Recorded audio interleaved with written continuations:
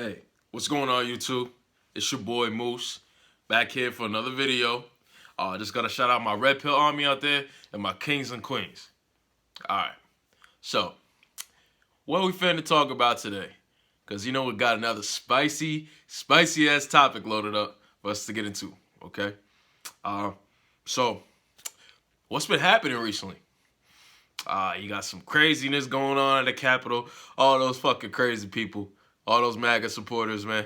Look, okay, we need to realize that there's a lot of political corruption going on in this country and a lot of political confusion, which has caused divisiveness.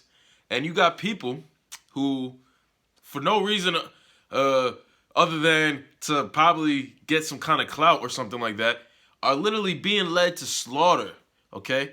They're willing to put their lives on the line for the political agenda of this country, specifically for Donald Trump or Joseph Biden, okay?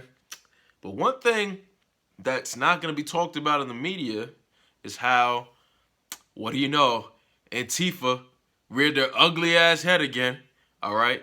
They were literally disguised among these other MAGA supporters who just went in for a peaceful protest, okay?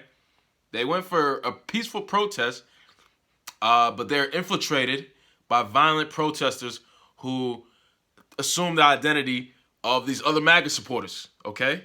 But they're not going to tell you about that shit in the media because Antifa is essentially the violent arm of the left, okay? So we need to realize this. And they've been doing shit this entire year, unless you've been living under a fucking rock, okay? You would have seen videos of the Umbrella Man knocking out windows at Target in Minnesota after the George Floyd protest, okay?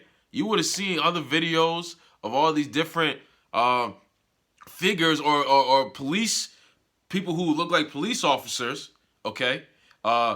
Pulling out scaffolds or pulling out pallets, okay? There are pallets of bricks that they're uncovering, leaving for people to use for violent protests, okay? To use to damage court buildings and Capitol buildings. This was back in June, okay? So for people to dismiss this and think that this shit is a conspiracy is crazy because we've seen this shit literally happen, okay? We've seen multiple videos that were literally put on YouTube, okay? Put on this fucking platform, all right? And they were deleted, okay? All these channels talking about real truth and actually exposing what's really happening in this world were all deleted, okay? There was a purge of all these fucking channels on YouTube about 3 or 4 months ago. And luckily, because I have such a small channel, my shit wasn't even included. Like, my shit just slipped under the radar. So it's imperative for me to start building my platform up to get to these kind of lengths so we can inform other people, man. All right? So I linked a couple videos in this. And so I just want you to make sure you guys watch this to the end of the video, okay? Because I got some videos attached to this that are going to show examples of real-life accounts and videos that are documented at the protest, okay? So make sure you watch. And make sure you hit that like button, subscribe. This is going to be a short but very impactful video.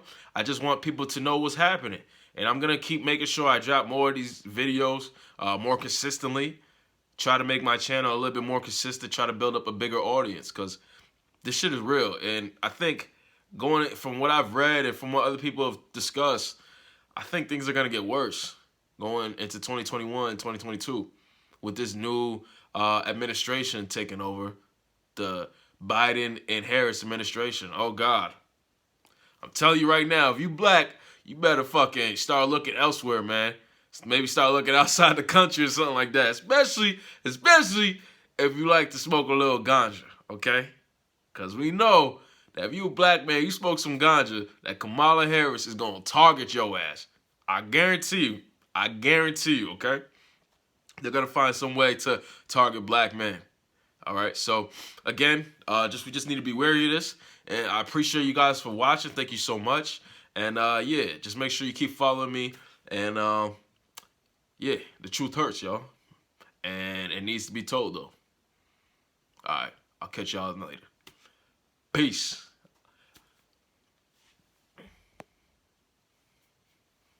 All right, yo. I'll catch y'all later. Deuces. Fucking traitors! Oh, traitors! Fucking traitors!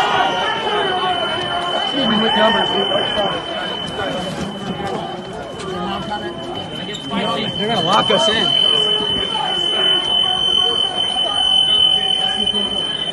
You can disagree with it, but respect it. Come on. Get them in hell. It's my motherfucking house.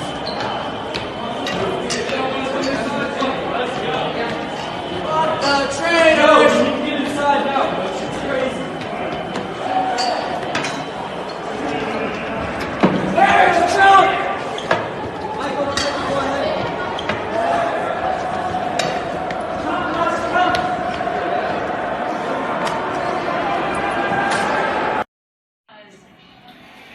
Leader McCarthy, leader in the House, said to us Look, I just left the protest at the Capitol building, and I got a big bruise on my leg. I had a difficult time pulling off the act that I was paid to do.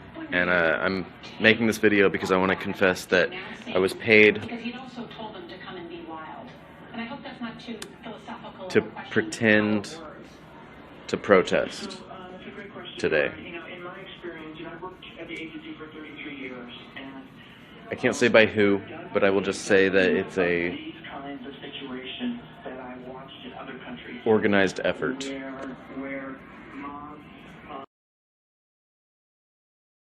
Hi, I'm Chris Wray, Director of the FBI. I'm joined by my colleagues, General Paul Nakasone, Director of the National Security Agency, Chris Krebs, Director of the Cybersecurity and Infrastructure Security Agency, and Bill Evanina, Director of the National Counterintelligence and Security Center. We want to talk to you today about an issue of great importance to all Americans, the integrity and security of our 2020 election.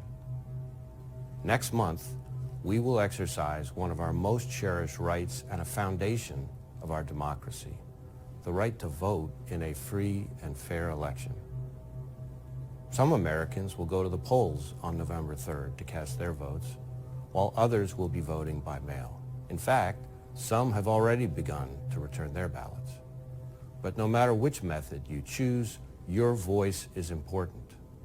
Rest assured that the security of the election and safeguarding your vote is and will continue to be one of our highest priorities. The FBI is the primary investigative agency responsible for malicious cyber activity against election infrastructure, malign foreign influence operations, and election-related crimes like voter fraud and voter suppression. We're not going to tolerate foreign interference in our elections or criminal activity that threatens the sanctity of your vote or undermines public confidence in the outcome of the election. At the FBI, we're working closely with our federal, state, and local partners to share information, bolster security, and identify and disrupt any threats. We're also coordinating with the private sector, both technology and social media companies, to make sure that their platforms are not used by foreign adversaries to spread disinformation and propaganda. And we're not letting our guard down. If we see indications of foreign interference or federal election crimes, we'll aggressively investigate and work with our partners to take appropriate action, including seeking criminal charges where warranted.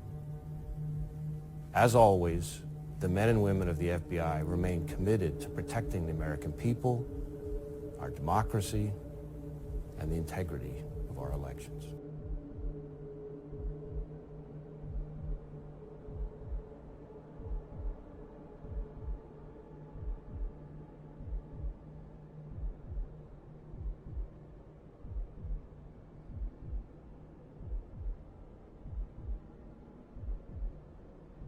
Hey, Diane. Yeah, the great count is underway across the country right now. 33 states don't begin counting their mail ballots until Election Day. So you can imagine over 100 million mail ballots and early votes this year. It is a tall order, and we are inside the D.C. Board of Election headquarters, where, as you can see behind me, they are starting to process and count these mail ballots by the thousands.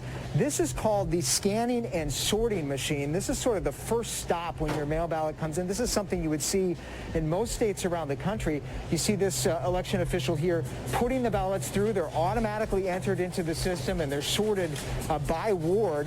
And then the next step, Diane, is every single mail ballot in every state in the country has to be verified. Elections officials here are taking a look at the signatures to make sure that you are who you say you are when you send in that ballot. They're comparing the signature on the ballot to a signature on file from, say, a driver's license or your election registration form. Once your ballot has been verified and they double check that signature, this is the extraction process going on behind me. You see the dozens of elections officials here beginning to open those envelopes. They take the secrecy envelope off, and they start to unfold the actual ballots to be counted.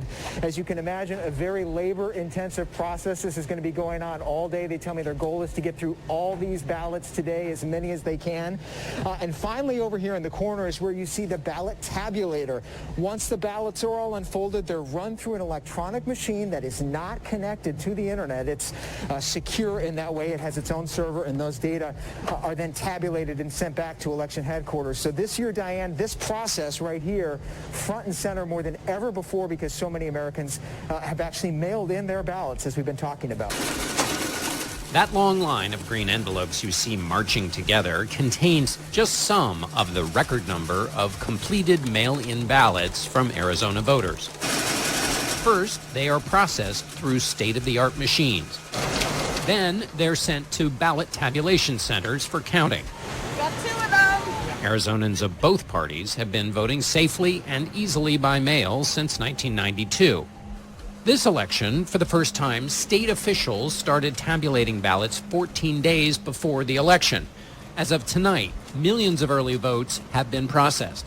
The results sit in secure servers, those red and blue machines that are sealed, transparent, and not connected to the internet. What is the vehicle for the transmission from the ICP? Is it cellular modem versus VPN? It is a cellular modem that can be configured in a VPN. At this very moment, at a polling location in the county, not only do we now have access through the devices to the poll pad, the system, but we are in. And it's not supposed to have Wi-Fi, and that's not supposed to be able to happen. So we've documented now. It's communicating 2 ways in real time, meaning it's receiving data and sending data. Should never happen, shouldn't be Wi-Fi. We've now documented it in real time so we can suck down the data. But that's going on right there where everybody's voting. In Savannah, Georgia, there is a a smart thermostat in one of the tabulation rooms that is talking to a tabulation server and reporting the votes back to China. And that was traced by a Microsoft engineer.